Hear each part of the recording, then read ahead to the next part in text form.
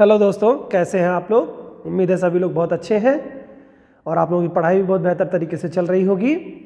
आइए हम लोग अपने विषय वस्तु पे आते हैं। आज हम लोग हिंदी साहित्य के रचनाकार और रचनाओं के बारे में जो टॉपिक पढ़ रहे हैं, इसमें हम लोग आधुनिक काल की जो रचनाएं और रचनाकार हैं इनको आज हम लोग पढ़ेंगे।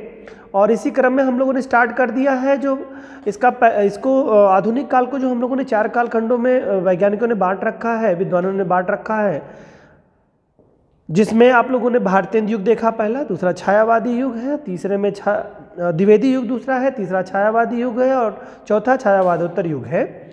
जिसमें पहला हम लोगों ने भारतेंदु युग के बारे में पढ़ लिया है और उनके रचनाएं और रचनाकारों के बारे में एक समझ हमारी बन चुकी है। अब हम लोग आज महावीर प्रसाद द्विवेदी के नाम से, जिसका द्विवेदी युग पढ़ा हुआ है, इस काल की रचनाएं और रचनाकारों के बारे में देखेंगे। जैसा कि इसका नाम ही द्विवेदी युग है, तो महावीर प्रसाद इसका मतलब है कि इस काल के सबसे महत्वपूर्ण कवि हैं, ये लेखक हैं इसके।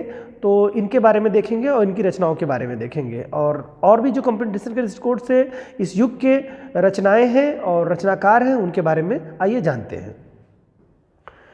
पहले रचनाकार हैं नाथूराम शर्मा जी, जिन्हें शंकर के नाम से भी जाना जाता है। इनकी जो रचनाएं हैं अनुराग रत्न है, शंकर सरोज है, गर्भरंडा रहस्य है, शंकर सर्वस्व है, ये इनकी रचनाएं हैं।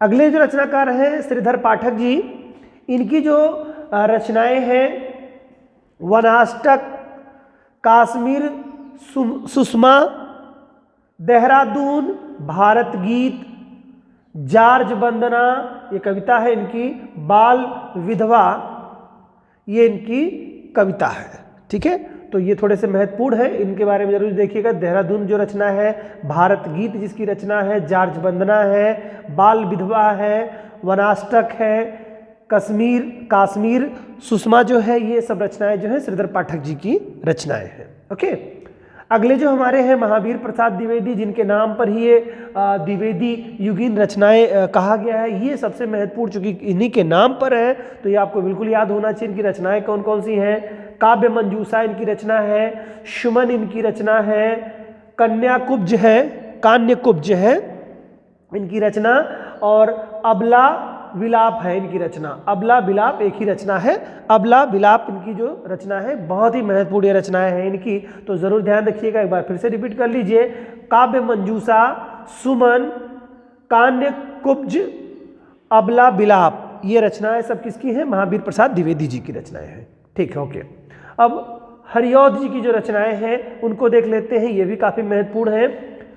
प्रिय प्रवास है,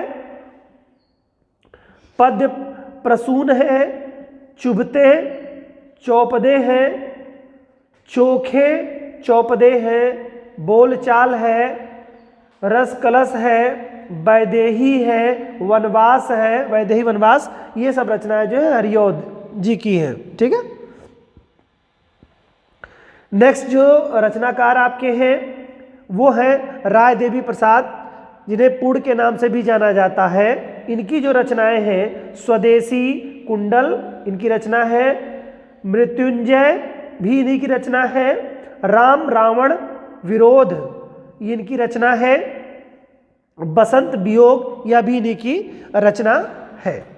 हाँ, एक चीज और भी ध्यान दीजिए, जो हरिऔध जी हैं अयोध्या प्रसाद उपाध्याय जी की जो रचना है, ठीक है तो अयोध्या सिंह उपाध्याय जिन्हें हरिऔध के नाम से जाना जाता है, तो अगर एग्जाम में हरिऔध ना दे करके अयोध्या सिंह उपाध्याय दे दे तो भी यही सारी रचनाएं आपकी रहनी चाहिए, क्योंकि यहाँ पर मोस्टली इस काल में सबके कुछ ना कुछ नाम दिए गए हैं, उपनाम दिए गए हैं, तो ये आपको थोड़ा ध्यान होना चाहिए। चलिए आइए नेक्स्ट देखते हैं।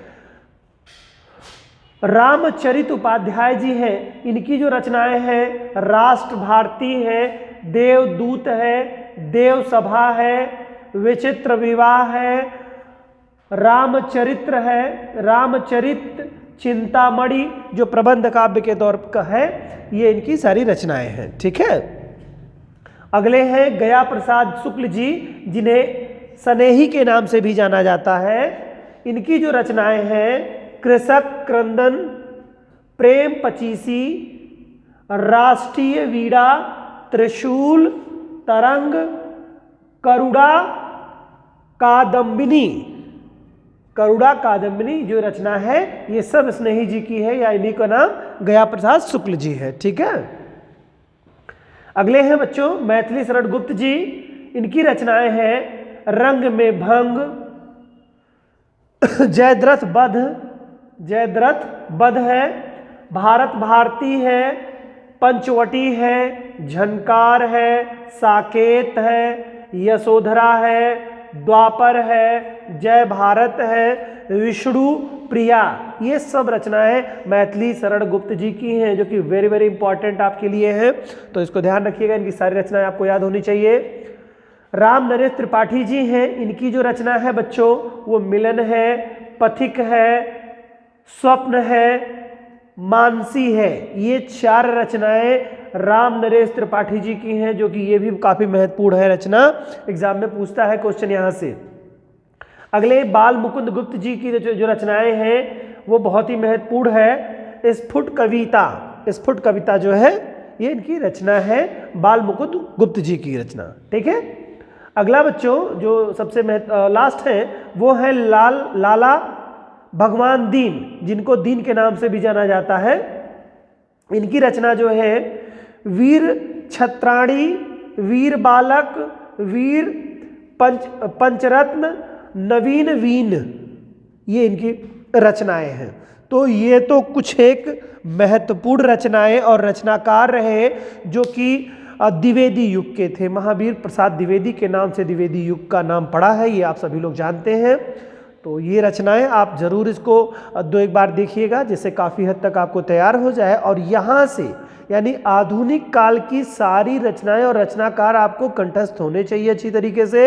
एग्जाम्स में मोस्टली आपको मिल जाएंगे यहीं से आपको सारे क्वेश्चंस के जवाब, क्योंकि अगर कोई रचना या रचनाकार के बारे में अगर पूछता है तो मोस्टली आदिकाल की अगर रचना है या मध्यकाल की कोई रचना है, यानी कि भक्ति काल की जो रचना है या रीति काल की जो रचना है, और उसमें आधुनिक काल के लोगों को मेंशन किया रहता है, तो कोई एक खंड अगर आपने अच्छी तरीके से पढ़ लिया तो अगले वाले खंड के जवाब देने में सक्षमता आ जाती है। कि अगर इन काल के रचनाकारों के बारे में अगर पढ़ लिया, इनकी कुछ रचनाएं आपको याद हो गई अच्छी तरीके से, तो फिर आगे आपको आसानी होती है।